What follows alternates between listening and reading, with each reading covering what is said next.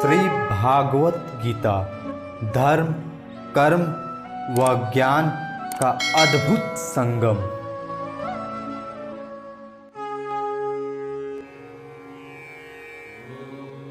पापमेवाश्रयेदस्मान्न हत्वेतानाततायिनः तस्मान्नहार्थ-वयं हन्तुं धार्तराष्ट्रं सबान्धवान् स्वजनं हि कथं हत्वा सुखिनः स्याम माधव। यदि हम ऐसे आतताइयों का वध करते हैं तो हम पर पाप चढ़ेगा। अतः यह उचित नहीं होगा कि हम धृतराष्ट्र के पुत्रों तथा उसके मित्रों का वध करें। हे लक्ष्मीपति कृष्ण, इससे हमें क्या लाभ होगा और अपने ही कुटुंबियों को मारकर हम किस प्रकार सुखी हो सकते हैं। तात्पर्य, वैदिक आदेशानुसार आतताइयाँ 6 प्रकार के होते हैं।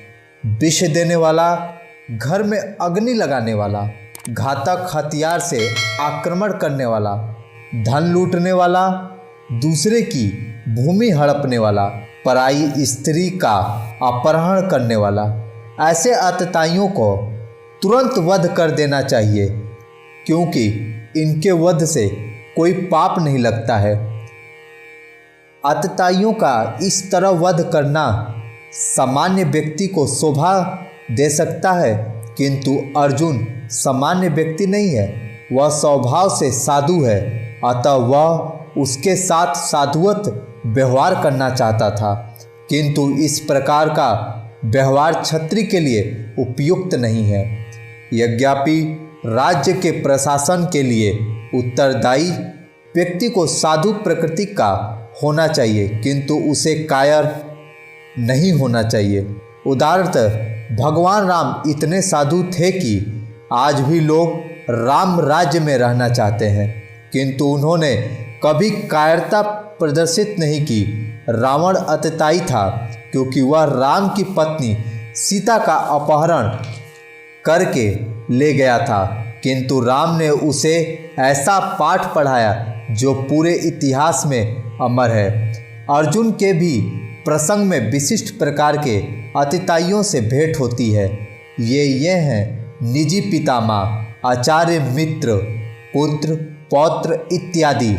इसीलिए अर्जुन ने विचार किया कि उनके प्रति वह सामान्य आतताइयों जैसा कटु व्यवहार न करे।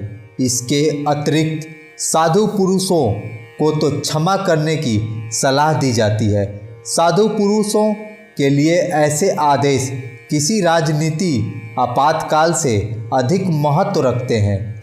इसीलिए अर्जुन ने विचार किया कि राजनीतिक कारणों से स्वजनों का वध करने की अपेक्षा धर्म की तथा सदाचार दृष्टि से उन्हें क्षमा कर देना श्रेयस्कर होगा। अतः क्षणिक शारीरिक सुख के लिए इस तरह का वध करना लाभप्रद नहीं होगा। अतः जब सारा राज्य तथा उससे प्राप्त सुख स्थायी नहीं है, तो फिर अपने स्वजनों को मारकर वह अपने ही जीवन तथा शाश्वत मुक्ति को संकट में क्यों डाले। अर्जुन द्वारा कृष्ण को माधव अथवा लक्ष्मीपति के रूप में संबोधित करना भी सार्थक है। वह लक्ष्मीपति कृष्ण को यह बताना चाह रहा था कि वे उसे ऐसा काम करने के लिए प्रेरित ना करें जिससे अनिष्ट हो, किंतु कृष्ण भी किसी का अनिष्ट नहीं चाहते, भक्तों का तो कदापि नहीं।